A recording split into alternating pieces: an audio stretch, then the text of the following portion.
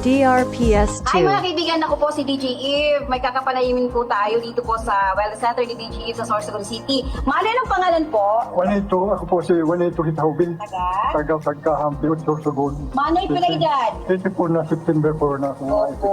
Okay. Manoy, dati nung hindi ka pa umiinom ng Healthy Blood 16 in 1, ano po yung karamdaman niyo ho? May makulog ko na ng ulo ko. Masakit yung ulo niyo? Tapos? Mga mabugsawan ang mga lawas ko. Mga makulog ko na ng DRPS2. Tapos, ano pang karamdaman niyo po? prostate. May prostate pa kung problema. Hindi ka muna makainin yung maray. Pagkatapos, ano pa nga rin sa rong sinabi ko sa bago? Tumataas ang blood pressure, Manoy. Totoo? Opo. Nukunukan, Manoy. Oo, yan, Manoy. Pag mag-inom ka ng Healthy Blood 16 in 1, ano na pong nangyari?